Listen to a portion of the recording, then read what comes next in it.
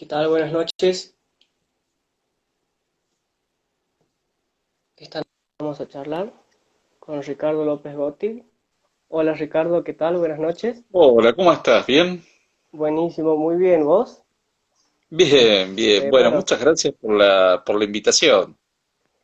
yo también quería agradecerte, ¿no? Por tu generosidad de participar con nosotros. Así que, bueno, quería comentar, ¿no? Un poquito para que sepan nuestros oyentes. Hoy vamos a estar conversando sobre tu libro Los Fundadores de la República. Acá lo tengo. Este, me gustaría contarle, ¿no? A nuestros oyentes un poquito sobre vos, Ricardo, si me permitís. Ahí voy a Sí, comentar un adelante. poquito. Bueno, Ricardo López Gotti, que voy a leer, ¿no? Es profesor y doctor en historia, es egresado de la Universidad de Belgrano y de la Universidad Karlova de Praga, en República Checa. Es investigador senior y profesor titular de teoría social en la maestría de Economía y Ciencias Políticas en SADE, profesor asociado de Historia Política Social Argentina en la carrera de Ciencia Política en la Universidad de Belgrano, director del Instituto Liberal Democrático de Cadal, miembro del número del Instituto Sarmiento de Sociología e Historia, es novelista, autor, bueno, de varios libros, después si querés los comentamos un poquito, así que bueno, es un gusto tenerte esta noche acá, así que te voy a preguntar un poquito, bueno, es un tema muy lindo, ¿no? Los fundadores de la República, y bueno, acá mencionás, ¿no es cierto?, a varios pensadores intelectuales, ¿no es cierto? A Juan Bautista Alberdi, Nicolás Avellaneda, Esteban Echeverría, Bartolomé Mitre, Guillermo Rawson y Domingo Faustino Sarmiento. Así que bueno, quería preguntarte para empezar, ¿no es cierto? Digamos que por ahí tienen en común o qué los caracterizaba, ¿no es cierto?, todos estos Sí. pensadores que se considera o consideramos acá como los fundadores de la República. Bien, la verdad es que ese libro ya tiene unos cuantos años. Estamos preparando algo nuevo. Dentro de poco entiendo que va a salir algo nuevo. Pero lo interesante es que esto fue una iniciativa por parte de Ricardo Rojas, que en ese momento era el director de la Fundación Hayek. Y él veía que había algunos autores, obviamente nosotros todos conocemos Alberti, Sarmiento, no sé si tanto su obra, pero sabemos quiénes son, qué han escrito. Y lo cierto es que la idea era recopilar en una serie de ejes temáticos el pensamiento de varios de estos autores.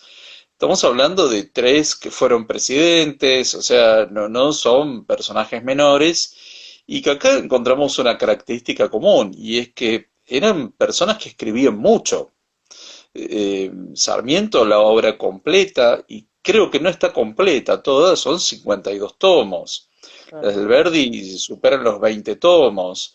Y las de Avellaneda, que son muy interesantes, las obras completas de él, que fueron publicadas hace más de un siglo como obra completa, reúnen 11 tomos.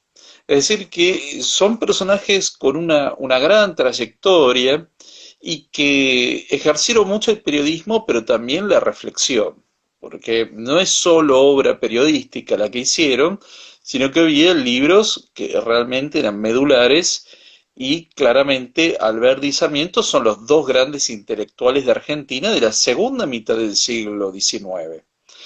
De modo que pensamos, bueno, vamos a ver cuáles son los ejes temáticos de estos autores.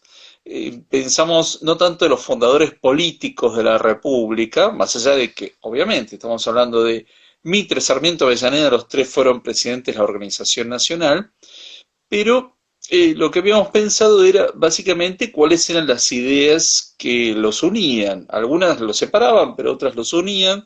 Son más las coincidencias que las divergencias de todos estos personajes de nuestro pasado y que buscamos, bueno, a ver, qué pensaban sobre la inmigración, sobre los ferrocarriles, la organización constitucional, la libre navegación de los ríos, el libre comercio.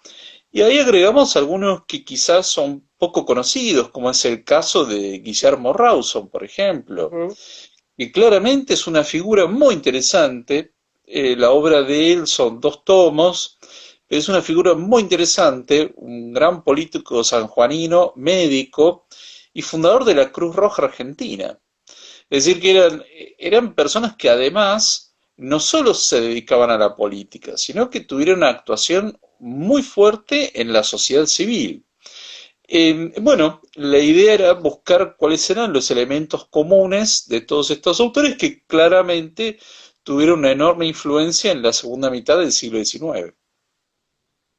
Bien, este, la historia, ¿no es cierto? La época, digamos, que les tocó vivir quizá, y quería, ¿no? Viendo un poquito el índice del libro, habla del contexto histórico también, que me parece importante recalcarlo, que era complejo, ¿no? Entonces también, si podíamos comentar un poquito de eso, y cómo la Argentina también sufrió una gran transformación a partir de este conjunto de Sí, ideas que están plasmados en la Constitución, va, en la Constitución de 1853. Así que bueno, también si podemos charlar un poquito de eso. sí, Después yo seleccioné algunos temitas, porque es bien. bastante, ¿no? Para no repasar todo el libro, digamos, algunos temitas de importancia, para seguir el hilo. Sí, en principio, bueno, quien quiera acceder al libro, Unión Editorial de Argentina lo está distribuyendo, ¿no?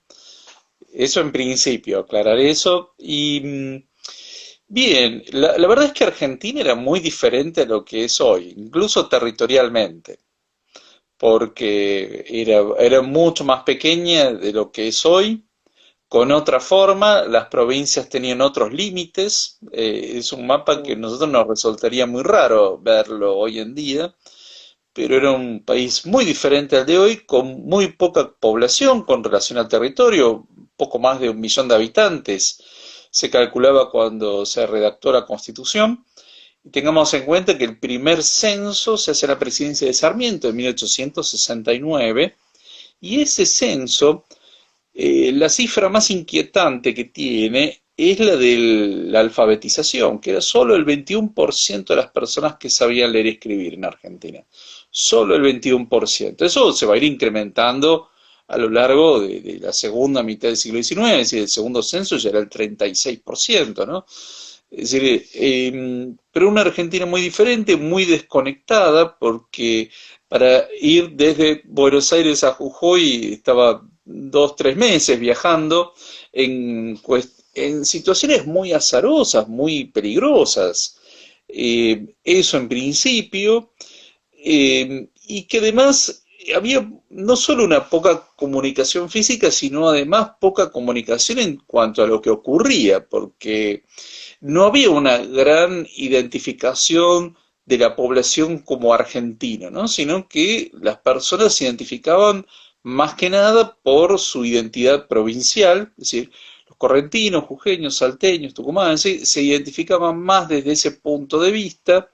Es decir, que había una idea de algo llamado Argentina, las Provincias Unidas, pero no, todavía era muy reciente, una historia común. Había una idea de que, bueno, en algún momento formaron parte de un virreinato, pero ese virreinato tengamos en cuenta que como tal duró solo 34 años, con lo cual no es que fue una entidad con un gran arraigo. Eh, y con una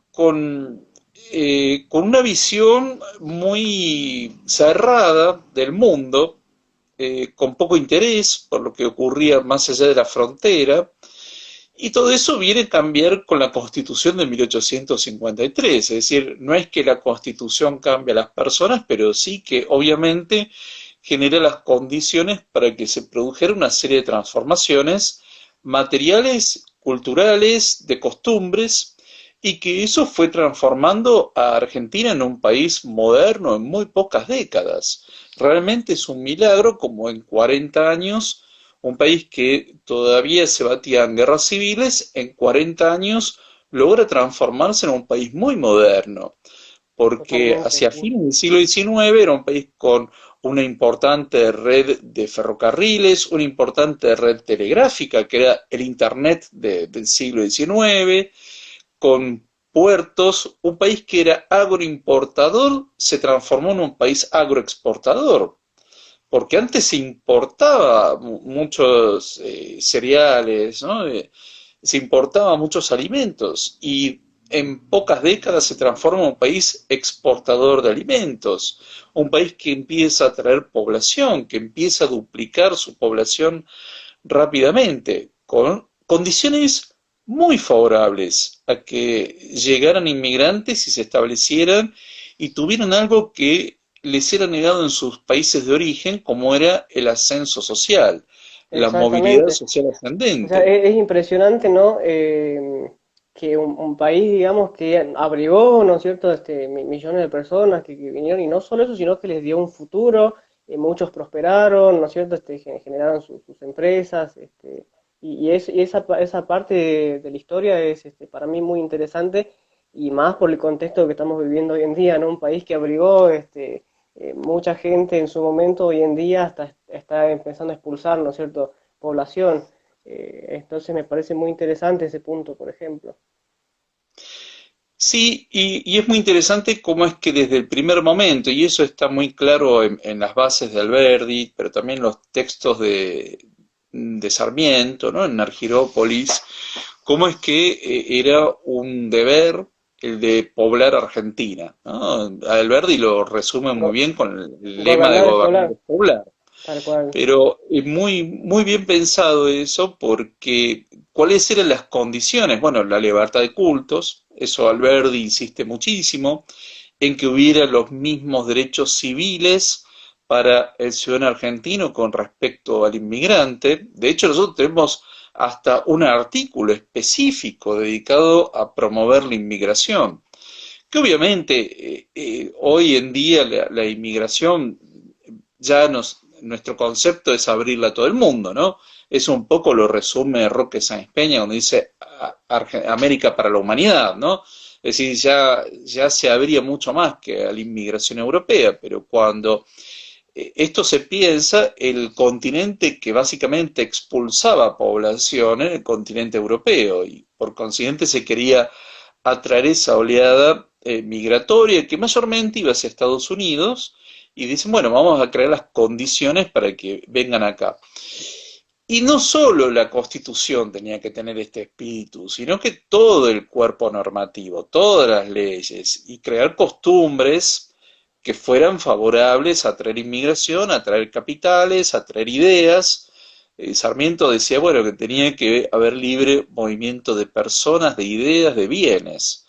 Entonces, eso fue transformando en Argentina un país muy abierto, a tal punto que hay algunas instituciones que recién un siglo y medio después, por ejemplo, adopta la Unión Europea, como es el de que un extranjero pueda ser miembro, por ejemplo, del cuerpo municipal, del Consejo Deliberante. Eso es una introducción maravillosa que se hace 1852 en adelante. El hecho de, bueno, vamos, si queremos traer población, primero que tienen que poder comprar una propiedad sin ningún tipo de requisito especial, que puedan ejercer su profesión, ejercer su culto libremente, pero además que pueden incorporarse a los gobiernos municipales, que son o deberían ser, la principal escuela de la democracia, porque es la forma más directa en que intervenimos, lamentablemente en general no es así, pero Claro. debería ser la primera escuela de la democracia porque es donde hay un gobierno local y ahí es donde vemos lo inmediato. Y que hoy en día están olvidados, ¿no? Y yo creo que eso también hace un poco a la baja participación ciudadana que existe hoy en día en la Argentina en general, y el desinterés, ¿no?, que hay. Y que yo, si mal no recuerdo, ¿no?, estos pensadores hacían mucho énfasis en la participación ciudadana. Eh, Exactamente, la participación ciudadana en los municipios, Sarmiento era muy enfático con ese tema de fomentar los municipios. La participación a través de la sociedad civil, es decir, lo que hoy llamamos las ONGs y demás, Ujú. eso eran también muy partidarios de eso, a tal punto que mucho, bueno, lo que mencioné de Guillermo Rawson, ¿no?, que creó la Cruz Roja Argentina. Eso era muy habitual por parte de esa generación, que creaban diarios, o sea, bueno, ahí lo tenemos a Mitre creando el diario La Nación, creaban diarios, se dedicaban a la vida municipal, creaban instituciones. Sarmiento y Mitre crearon la primera sociedad protectora de animales. Éramos un presidente y vice, o sea, ahí tenemos un caso muy, muy interesante, ¿no? Y algo que no tenía que ver con la política, claramente. Bueno, Facetas que la son Academia desconocidas, Nacional de la ¿no? Historia. ¿Cómo? Facetas que son desconocidas, digo, o sea, es muy interesante recorrer estos detalles, porque son cosas que no quedan por ahí en el olvido, ¿no? Sí, y cosas que hoy son, bueno, hoy son muy modernas, ¿no? Pero en ese tiempo era muy revolucionario. Por ejemplo, Sarmiento ya había sido presidente, o sea, ya estaba más allá del bien y del mal, ¿no? Ya había sido presidente y crea la Sociedad Protectora de Animales, algo que obviamente no le redituaba nada políticamente y estaba con Mitre y se oponían a las corridas de toros y hacían grandes campañas, pero algo, el maltrato al caballo, ¿no? Es decir, que cómo es que cosas que hoy nosotros vamos incorporando en la vida cotidiana, pero eso están hablando hace más de un siglo atrás. O la educación de las mujeres, que es otro tema muy interesante, porque es una generación que, bueno, fue abriendo toda una serie de caminos que después fueron recorridos, y sobre todo teniendo en cuenta las condiciones de la época, ¿no? Las costumbres, los prejuicios, bueno, y ellos rompieron muchos de esos tabúes en ese tiempo, cuando era algo muy revolucionario. A mí me surge con lo que estás comentando, Ricardo, una pregunta, ¿no? Que uno se pregunta, ¿cómo pasó esto, no? Pasar, digamos, de un país barbárico, podría decirse, ¿no? Con guerras constantes, caudillismos, a ser un país pionero en muchísimas cosas. Vos mencionaste los ferrocarriles, el analfabetismo también. Argentina, si mal no recuerdo, ¿no? Fue pionera. eh, entonces, digo, inclusive Alberdi, él mismo se planteaba, ¿no? Este tema de cómo hacer, digamos, que la Argentina sea un país moderno, una república, ¿no es cierto?, que siga el ejemplo, ¿no? De aquellos países que él consideraba. Entonces, la pregunta es, ¿cómo? O sea, se llegó de un punto al otro. Es una cosa muy interesante y creo uno de los pocos casos en el mundo, ¿no? De un país así que dio un salto tan grande y después, digamos, que caiga de su posición. Entonces es muy interesante eso, el cómo. Bueno, ahí nos metemos en un terreno Quizás sea largo, interesante. sí, pero es muy interesante. Pero, a ver, en principio claramente hubo un grupo, una élite intelectual que pensó en esos términos y que no se quedó restringido a esa élite, como se suele pensar, porque había una gran participación, no tanto electoral, pero sí en la sociedad civil y había muchas manifestaciones y había mucho debate, ¿no? Es decir, era más activo desde ese punto de vista en las calles, en los diarios, en los municipios. Desde ese lado había mucha participación y mucho impulso a todo esto.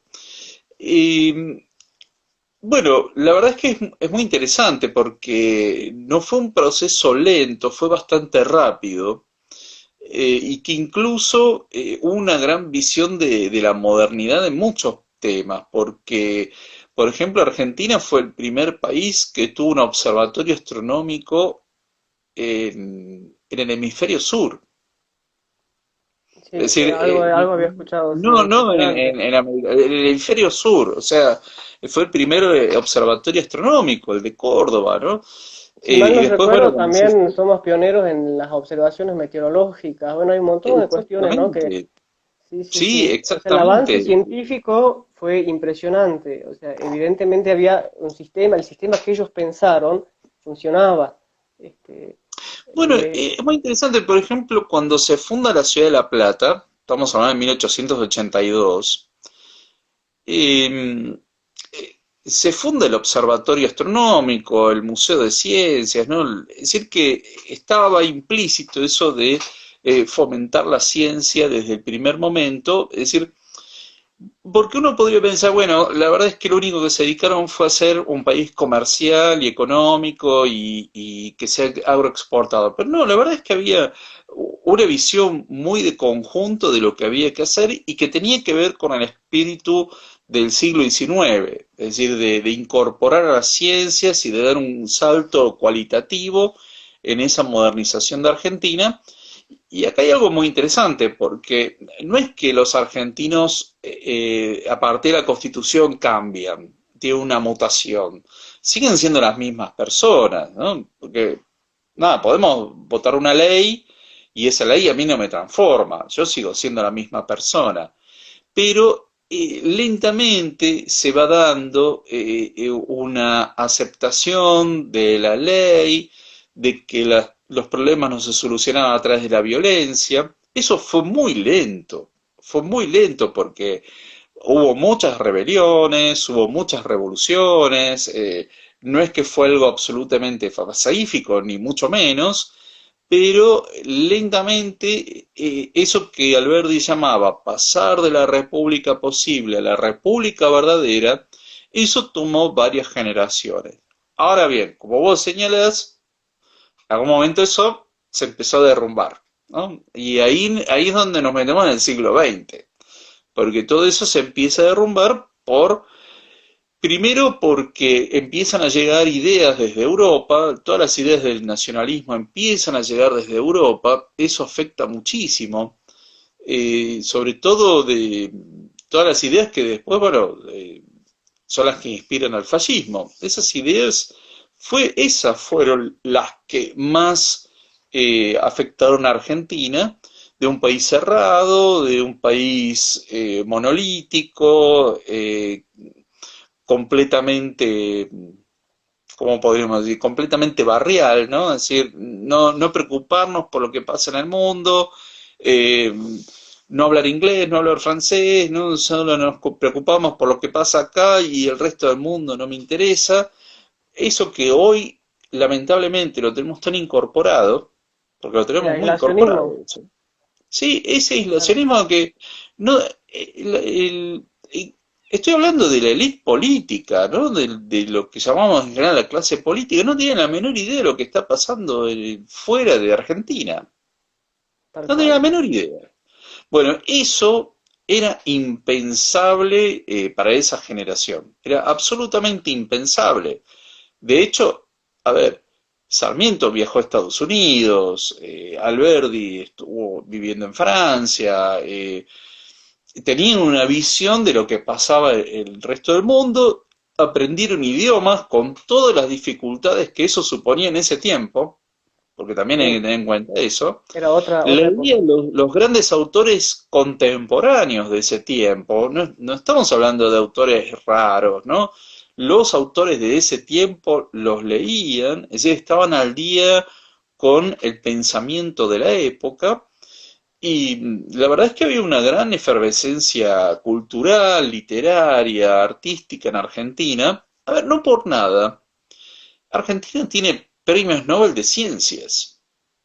Es decir, fíjate que en América Latina hay muchos premios Nobel de literatura, ¿no? Cosa que Argentina no tiene. Debería, ¿no? Con Borges, pero no lo tuvo. Pero los otros países no tuvieron premios Nobel de medicina, o sea, eso lo tiene Argentina, ¿no? Es Sí, no, decir, impresionante. Husserl, Eluard, Milstein, ¿no? Eso lo estuvo Argentina. Es decir, que hubo condiciones que llevaron, que no solo hubiera un progreso material, sino un gran progreso cultural y científico, que obviamente eso no se da en la nada. Claro, tiene que haber, digamos, ciertas instituciones, ¿no es cierto?, que de alguna manera guíen, ¿no es cierto?, hacia ese progreso. Mira, a mí me parece que tocaste un tema fundamental, al menos desde mi punto de vista, que es el tema de las ideas, ¿no?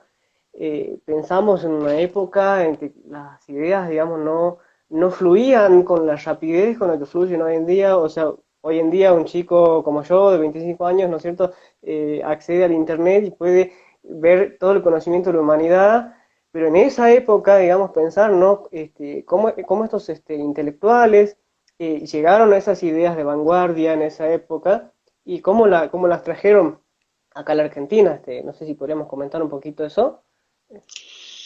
Sí, bueno, la verdad es que el primer contacto que tienen con la literatura de la época es a través de lo que se llamaba el Salón Literario, que se crea en 1837. Lo crea Marcos Sastre con su librería y cada tanto llegaban algunas novedades literarias, no mucho. Pero lo interesante es que era una juventud bastante inquieta en ese momento, que es la que se va a nuclear en torno a lo que llamamos la generación de 1837. Ahí encontramos Echeverría, Alberdi, ¿no? Guillermo Rawson. Bueno, Sarmiento tenía contacto, pero no vivió en Buenos Aires. Luego Mitre tiene contacto con toda esa generación. Y la verdad es que era una generación que a ver, se puso a pensar qué hacer con las Provincias Unidas, ¿no? Es decir, no se limitó a contar lo que pasaba acá, sino ver cuáles eran las experiencias más allá. Y hay dos modelos muy interesantes, porque Sarmiento se maravilla con Estados Unidos, por ejemplo. Él viaja, hace sus famosos viajes, que los deja retratados en sus viajes por Europa, América y África, y él iba con muchas expectativas a conocer Francia y se encuentra que no era el modelo que él buscaba y viaja a Estados Unidos y se maravilla, ¿no? Ese es para él el modelo, ¿no? Estados Unidos. Para Alberti, en cambio, era más Francia, ¿no? Para él era más Francia y Gran Bretaña los modelos, era más europeísta en ese sentido, pero claramente tenían una gran cantidad de lectura, muy ecléctica, porque no es que se limitaban a una sola corriente de pensamiento. Ellos abrevaron en muchas fuentes, lo cual les dio una mayor riqueza intelectual y de perspectivas, y esta experiencia de haber viajado y vivido, que obviamente les daba una visión completamente distinta. Eh, y después hay otros personajes que años después viajan, ¿no? Por ejemplo, voy a mencionar una generación posterior. Pellegrini viaja a Estados Unidos. Juan B. Justo, el creador del Partido Socialista Ujú. Argentino, él viaja a Estados Unidos también y retrata en varios artículos lo que había visto. Es decir, que tuvimos muchos políticos e intelectuales que viajaron por el mundo y que bueno, eso les abrió la mente, se permitieron dejar, ¿no? Que fluya todo eso en esas condiciones tan difíciles, porque, como bien decís, o sea, no había ni luz eléctrica, ni internet, ni nada, y que bueno, cuando venían libros había que leerlos rápidamente. Y no solo eso, ¿no? El transporte, o sea, por eso una cosa muy interesante pensar cómo llegaron a esas ideas, cómo ellos inclusive viajaron, el tiempo que les tomó, o sea, el mérito impresionante que tienen, ¿no? Por haber llegado a conocer eso en una época mucho más difícil que la nuestra.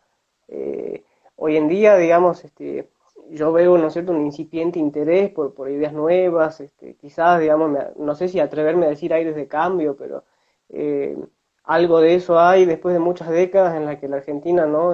Se miraba a sí misma y ahí quedamos. Eh, bueno, eso después te voy a hacer una pregunta más adelante en relación a este tema, pero es muy interesante esta parte, digamos, de cómo ellos, ¿no es cierto?, se tomaron contacto. Y otra cosa que quería preguntarte, en relación, ¿no es cierto?, a ellos, me imagino que se habrán inspirado, ¿no es cierto?, en ciertos pensadores, en ciertos autores, si podrías comentar alguno.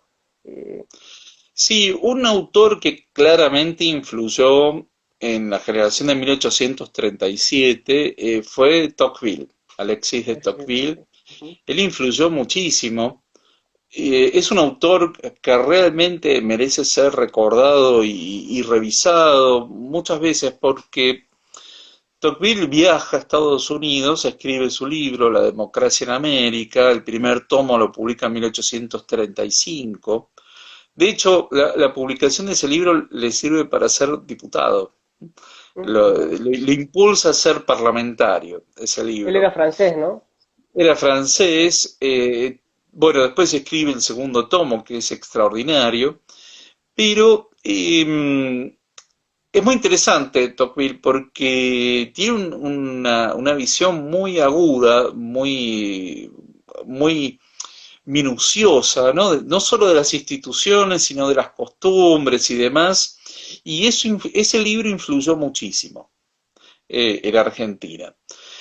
Lo interesante de Tocqueville es que él fue parlamentario durante muchos años, entonces, a ver, no era un teórico, sino que realmente era un hombre de la política práctica, como Constant también fue parlamentario, John Stuart Mill también fue parlamentario. A veces es como que no tenemos en cuenta que muchos de esos autores, ellos tuvieron una trayectoria legislativa que obviamente les daba mucha más riqueza en su interpretación que ser solamente un académico.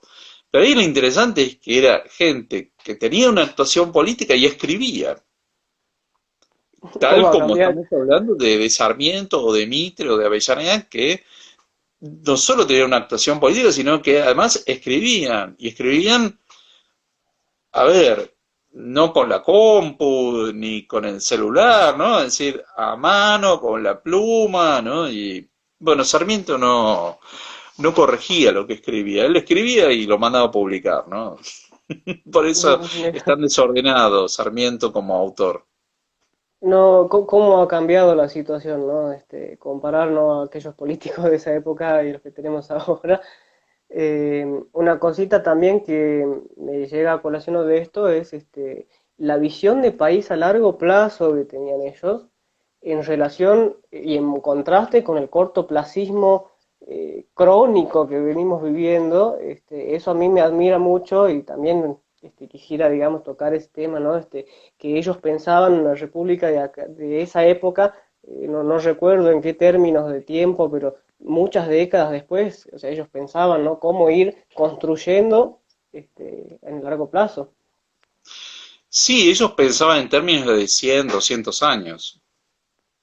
Y esa visión, Es qué decir, impresionante, ¿no? estaban pensando en muchas generaciones y eso es muy notable porque en Argentina hoy en día el largo plazo son 2 años, lo cual es nada, es nada. 2 años pasan rapidísimo y no hay política de Estado que se pueda elaborar pensando en 2 años.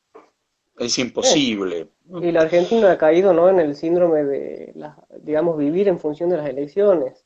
O sea, ya ni siquiera, Totalmente. digamos, no existe una política a largo plazo. O sea, a ver, llegamos a las elecciones y bueno, después se reinicia el país.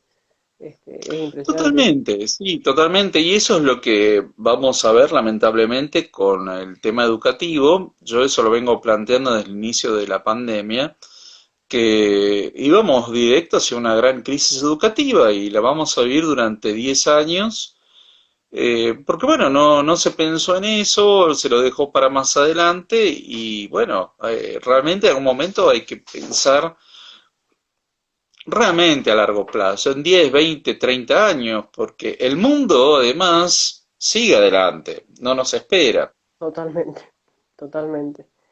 Habría que recuperar eso. Eh, Ahora, Ricardo, mencioné algunos temitas del libro que a mí me parecieron, ¿no es cierto?, importantes en relación a las ideas que tenían ellos, que en una parte, viste, que hace una selección de textos, y por ejemplo, en relación a la limitación del poder, que me parece fundamental, ¿no es cierto?, que pensaban ellos, ¿no es cierto?, qué ideas tenían del poder, como para ir comentando un poquito. Sí, ahí hay unas diferencias interesantes, porque, por ejemplo, Alberdi, en ese punto de vista, la limitación del poder era de carácter temporal, ¿no? Es decir, él quería un presidente fuerte, pensaba un poder ejecutivo muy fuerte. De hecho, piensa en el modelo chileno de la época, de un presidente que era prácticamente un monarca de 5 años con una reelección. Y bueno, Alberti, por ejemplo, ahí plantea lo del presidente de 6 años sin reelección inmediata. Ese era, digamos, el límite que él veía. Pero hay, por ejemplo, otros de ese tiempo pensaban en otros mecanismos de limitación al poder. Porque, por ejemplo, Sarmiento pensaba más en términos del municipalismo, de la prensa, del Un poder balance. legislativo. ¿Cómo? Un sistema de contrapesos, digamos, algo así. Sí, sí, pensaba más en esos términos. De hecho, en gran parte nuestra Constitución, a ver, la gran reforma de 1860 fue una reforma muy liberalizadora, porque la Constitución original de 1853 no era tan federal. De hecho, por ejemplo, el Congreso podía hacer juicio político a los gobernadores, las constituciones provinciales debían ser aprobadas por el Congreso Nacional. Eh, a ver, era todo nuevo, ¿no? Entonces, la Constitución de 1860 reforma todo eso, digamos, elimina lo del juicio político a los gobernadores, la hace mucho más federal la Constitución, mucho más autonomía a las provincias. Bueno, esa fue por una circunstancia política, y es que la provincia de Buenos Aires se incorporaba a la Confederación Argentina y quería reservarse la mayor autonomía posible. No era algo inocuo lo que se planteaba, tenía un sentido. Pero bueno, incorporaron garantías procesales que eran fundamentales. Es decir, que esa constitución se hizo mucho más liberal y federalista gracias a la reforma de 1860.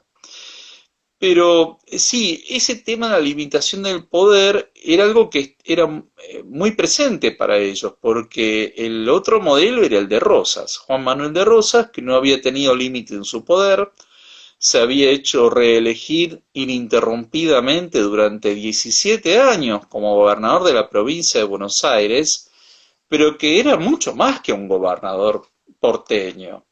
Era realmente el líder no reconocido de toda la Confederación Argentina, que ponía y sacaba gobernadores a su Ya tenía poder antojo, absoluto, ¿no? incluso intervenía en Uruguay, en la política interna de Uruguay, ¿no? Eh, con lo cual era un personaje que no tiene ningún límite en su poder. Bueno, ese tema fue muy presente para toda esa generación, el modelo de Rosas como algo absolutamente negativo, la suma del poder público, las facultades extraordinarias. Ahora bien, no era solamente una limitación de carácter institucional, porque Rosas logra la suma del poder público con un plebiscito. Ujú. Es decir, él llama a un plebiscito en el que hay pocas personas que votaron en contra. Es decir, ahí tenían en cuenta que la principal limitación al poder, en definitiva, viene de los ciudadanos. Porque si las personas no creen en el sistema, ahí se nos complica, ¿no?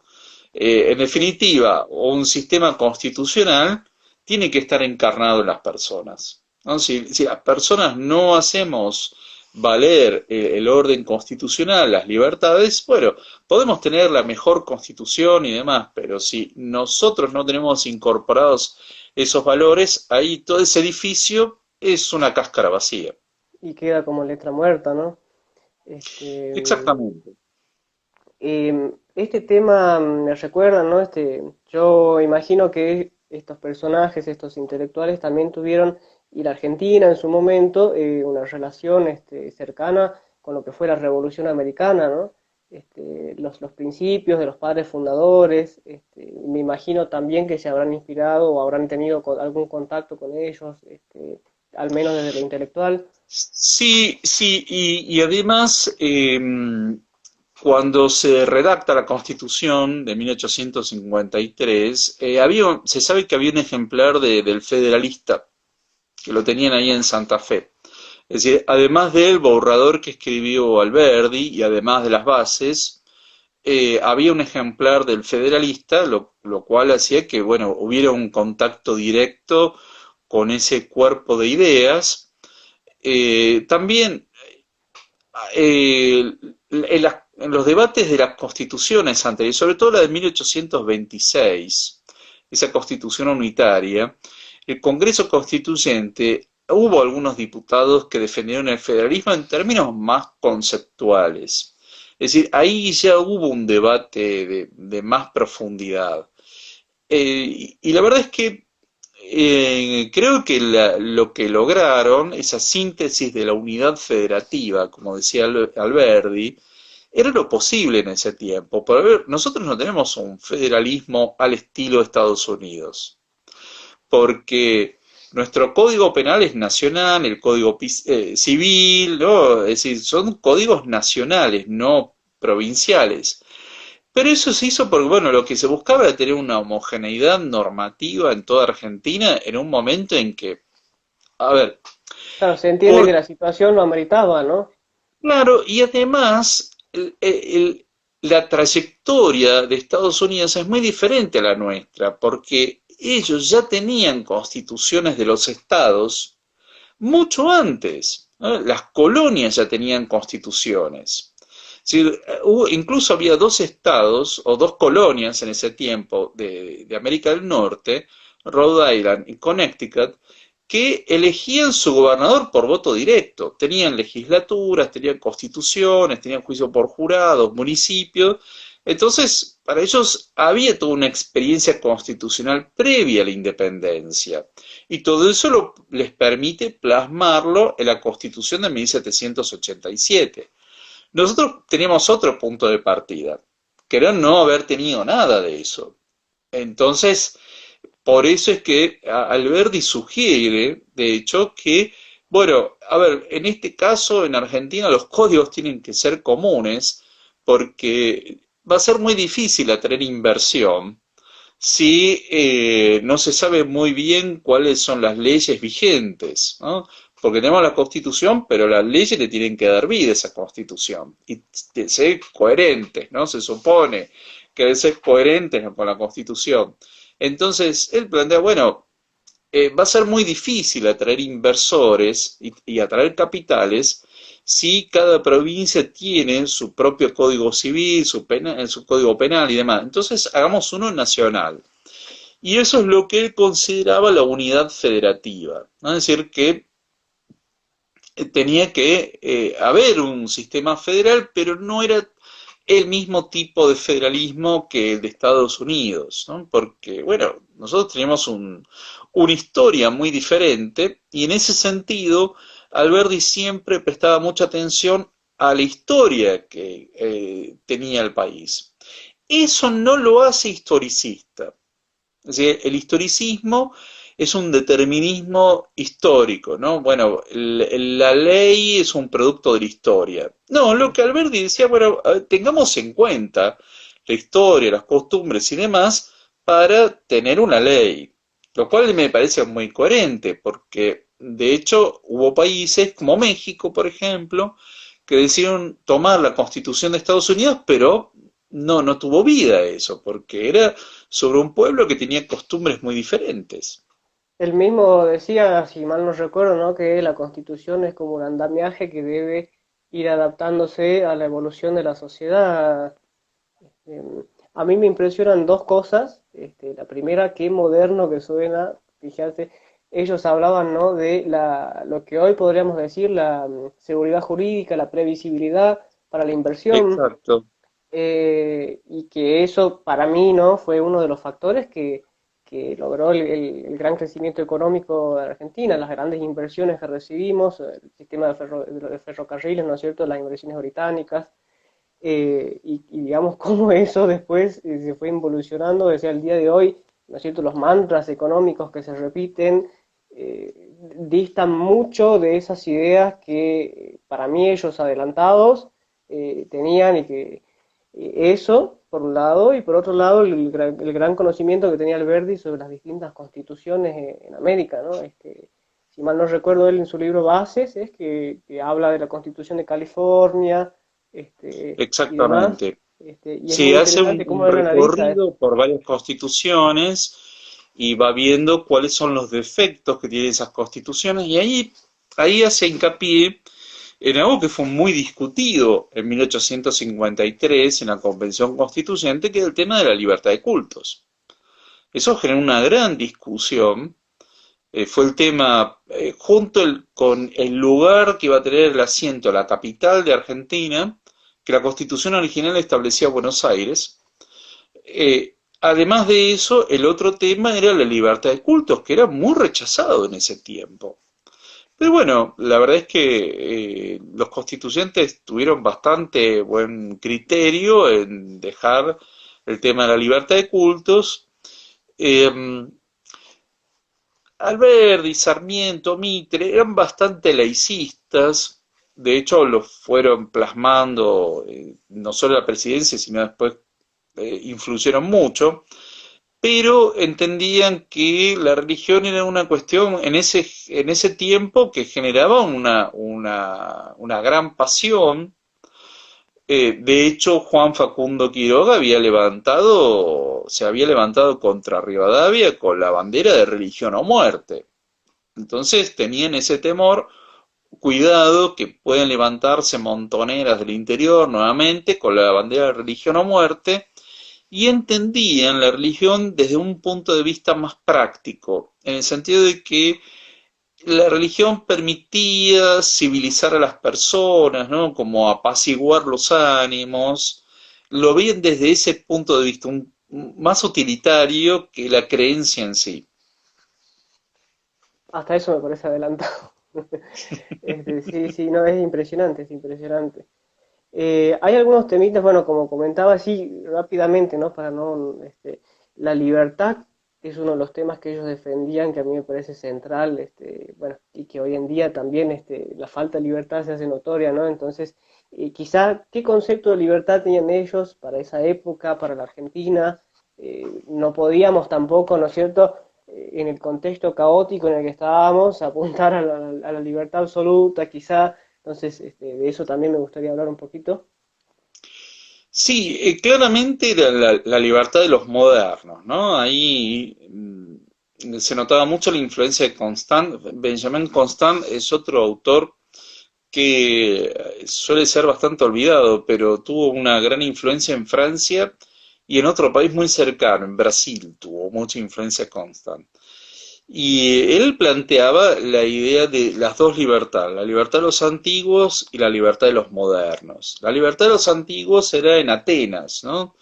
En la cual en realidad el individuo no era libre, pero era la libertad de la comunidad, ¿no? Frente a lo externo.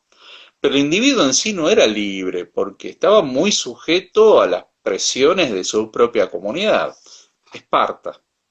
Pero la libertad de los modernos es la libertad individual, ¿no? Y ese discurso de esas dos libertades que me parece maravilloso, bueno, ese fue el concepto, ¿no? De la libertad individual y que lo defendieron muchísimo, eh, con mucha pasión, y la verdad es que ellos discutieron mucho en esos términos, ¿no? Hoy la palabra individualismo está muy mal vista, lamentablemente, hay una gran Se, confusión al se respecto. confunde, sí, individualismo con egoísmo y que con Sí, como que no egoísmo me importa encima, nada, ¿no? Yo soy individualista y no me exactamente, importa nada, y en realidad es esa libertad del individuo frente a la comunidad y las presiones, que eso es muy moderno también, ¿no?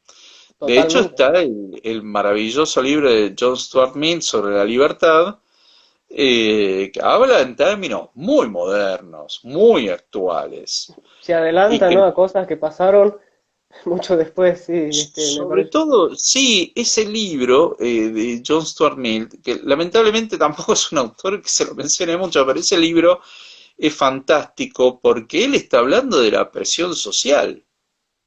Y eso lo hemos vivido Sí, este último año y medio, la presión social, la vigilancia, el panóptico y demás.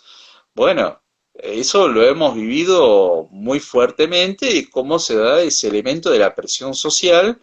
Johnston también decía, no, ahí es donde el individuo se tiene que oponer, ¿no? Pero tiene que ver con una personalidad muy fuerte para hacer frente a las presiones de la comunidad y del entorno que trata de homogeneizar. exacto. Y eso hoy en día es muy actual, sobre todo con las redes sociales, que también tratan muchas veces de homogeneizar, ¿no? Aquel que piensa distinto, tiene una divergencia, bueno, recibe ataques de un montón de gente y tratan de acallarlo a uno. Y eso es un tema muy actual. muy actual y muy profundo, ¿no? La verdad que de libertad se puede hablar, bueno, horas enteras. Este, por eso no quería dejar de, digamos, de tocarlo el tema. Bueno, después algunas cositas, ¿no? Que ellos consideraban también, por ejemplo, la propiedad privada, que para mí también es una base fundamental para la sociedad moderna, el libre comercio, también, ¿no es cierto? Bueno, ya hablamos de la Constitución, hay uno también que me interesa, que es el gasto público, que es algo que hoy en día también lo sufrimos bastante, ¿no? Así que esas cositas, ya como para, no sé si podemos charlarlas un poco. Sí, bueno, vamos a empezar por lo más complicado que es el tema del libre comercio, porque ellos eran grandes partidarios del libre comercio, de la libre circulación de ideas de personas y de bienes, ¿no? Y que fuera lo más libre posible. De hecho, gracias al Acuerdo de San Nicolás y la Constitución de 1853 quedan abolidas las aduanas interiores, porque antes cada provincia tenía su aduana interior, con lo cual el transporte de un bien de una provincia a otra tenía que pasar por bastantes aduanas y eso iba encareciendo el producto. Eso queda abolido a partir de la Constitución de 1853, pero ahí hay algo muy interesante que no se prestó atención, y es que eh, Alberti decía que los impuestos debían ser directos. No debía usarse la aduana como una fuente de ingresos. Y ahí llamo la atención porque justamente lo que ocurrió durante muchas décadas, y yo creo que ese fue un elemento muy negativo, es que prácticamente entre el 80 y 90% de los recursos del Estado Nacional en el siglo XIX hasta 1930 era la aduana. Y ahí, claro, ahí yo quiero llamar la atención sobre eso, porque a veces hay autores y ya esto queda instalado, ¿no? Como que Argentina era un país que que tenía el más completa apertura económica y demás. Lo cierto es que se consideraba un país proteccionista Argentina. Algunos rubros eran muy protegidos. Bueno, el norte argentino, por ejemplo, el azúcar de Tucumán, ¿no? Era un producto muy protegido por la aduana, el tabaco de Corrientes, el vino de Mendoza, la industria textil de la provincia de Buenos Aires. En otros temas era muy abierto, es decir, en cuanto a traer bienes de capital, ferrocarriles y demás, era una cosa bastante mixta, pero llamo la atención sobre eso de las aduanas, porque eso yo creo que fue algo que no permitió el desarrollo del verdadero federalismo en Argentina, porque hubo muchas provincias y territorios nacionales que dependían completamente de los recursos que le mandaba el gobierno federal. Cosa que pasa hoy en día Entonces, también, ¿no? exactamente, ahí eso es un tema muy actual, ¿no? Porque dependían completamente de los recursos del gobierno federal, que él distribuía lo que ingresaba por la aduana, y entonces yo creo que Alberdi en eso no solo sostenía que tenía que haber un impuesto directo porque era algo que él consideraba más justo, sino porque además, al haber un impuesto directo, el ciudadano quiere saber a dónde va eso. Es decir, es el gran tema, porque si a mí me cobran impuesto a las ganancias, el monotributo, ingresos brutos, yo quiero saber a dónde va eso. Tal Yo cual. cuando me cobran todo eso, quiero saber a dónde va. Digamos, pagar el Eh, costo, ¿no? Político de cobrar los impuestos que se cobran, sí, eso es lo que se le, digamos, que se claro, le porque critica a la si son coparticipación de hoy en directos, día. yo sé cuánto estoy pagando. Ahí me duele. ¿De dónde va esta plata? Ahora, si yo no lo siento, el impuesto aduanero, yo no lo siento, ¿no? Porque ya me viene en lo que Incorporado está en el importado, precio. está incorporado. Es como el IVA, ya ni lo contamos. Pero cuando a mí me duele, ahí yo quiero saber a dónde va, ¿no? Y en ese sentido, en Estados Unidos también lo tenía muy claro eso, ¿no? Es decir, ahí está la visión del contribuyente que quiere saber a dónde va ese dinero y ahí hay un control muy fuerte de la ciudadanía. Entonces, en ese sentido, ahí hay una vinculación, ¿no? Muy directa entre gasto público, ciudadanía, límite al poder, bueno, libre comercio, ¿no? Es decir, hay una vinculación muy fuerte entre todo eso y que eh, yo creo que es algo para tener en cuenta en los próximos años, ¿no? De Sí. que, bueno, si queremos tener ciudadanos, porque yo creo que lo que tenemos que buscar es crear una ciudadanía activa y consciente. Interiorizar, digamos, en la gente lo que es la participación ciudadana, y va a ser muy difícil, y digamos, yo estoy trabajando en política, ¿no es cierto?, junto con muchos jóvenes de mi edad, y lo que vemos, por lo menos acá en Jujuy, pero yo creo que en todo el país, es una enorme apatía de la gente, ¿no es cierto?, que, bueno, es muy difícil de romper, muy difícil de romper, es como que la gente ya no considera que ya las cosas son así y que no va a cambiar y que para qué me voy a Sí, meter, y romper eso va a ser difícil después de tantas décadas, pero bueno, esperemos lograrlo.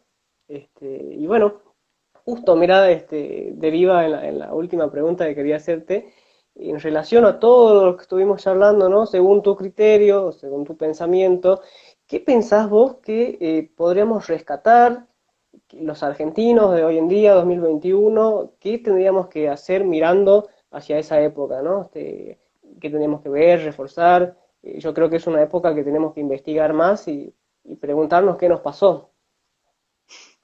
sí, primero que a veces hay un gran derrotismo, ¿no? Esto que vos señalabas de que hay un gran derrotismo, "Bueno, esto ya es así, no va a cambiar, esto está todo perdido". A ver, esa Argentina era toda una aventura, hacer una república, un orden constitucional en esas condiciones, ¿no? Que habíamos tenido décadas de guerras civiles, los conflictos se solucionaban con degüellos, ¿no? O sea, Sí, le cortaban la cabeza a una persona, la clavaban una pica y ahí, y eso se quedaba ahí. O sea, de haber de eso en 40 años a tener uno de los PBI más altos de per cápita del mundo, en 40 años, hubo un trabajo muy intenso y claramente no eran pesimistas ni eran derrotistas, tampoco eran ingenuos, ¿no? Es decir, que hubo mucho trabajo para lograr eso. Ese espíritu hay que recuperarlo. Y además, a ver, nosotros no es que pasamos por guerras absolutamente destructivas, ¿no? Porque cuando uno ve Europa, después de la Segunda Guerra Mundial, las ciudades arrasadas, completamente arrasadas, hechas escombros, caminos destruidos, ferrocarriles destruidos, generaciones cientos de destruidas, miles ¿no? de personas, cientos de miles de personas que perdieron brazos, piernas, cientos de miles de niños huérfanos, personas sin hogar y demás. Y hoy uno va a Europa, pasaron 75 años y no encuentra nada de eso. Y no están llorando, uy, qué drama. Listo, bueno, tuvimos la guerra, bueno, vamos a reconstruir. Listo, no, no vamos a parar a llorar ni nada, vamos a reconstruir. Nosotros que partimos de a ver, de un punto de partida mucho más alto, nos sentimos completamente derrotados y abrumados. No, no, no, no puede ser eso. O sea, hay mucho por hacer, sí, claramente, pero no pasamos ni por una guerra, ni tenemos hipótesis de conflicto de que nos van a invadir de otro país, nuestros vecinos, ni nada parecido. Con lo cual, están dadas las condiciones y yo creo que es superar ese derrotismo y ese, bueno, es todo lo mismo y esto nunca va a cambiar, porque a mí ahí es donde las cosas no cambian. Tal cual. Recuperar, ¿no? ¿No? El espíritu, y yo también diría las ideas de esa gente, ¿no? De los fundadores de la Por República. supuesto, por supuesto, actualizadas, ¿no? Claro, Actualizadas, pero sí, ahí sí. lo básico creo que está absolutamente vigente. Acá me está avisando que se está por cortar. Eso se puede Bueno, seguir, no sé. Bueno, Ricardo, fue un gusto tenerte con nosotros, ¿no? Siempre es un placer escucharte. Me hubiera gustado seguir charlando, pero bueno, podrá haber otra oportunidad en una de Tenemos esas. otra ocasión. Así que bueno, muchísimas gracias, te envío un saludo y les recomiendo a todos los oyentes que lean el libro Los Fundadores.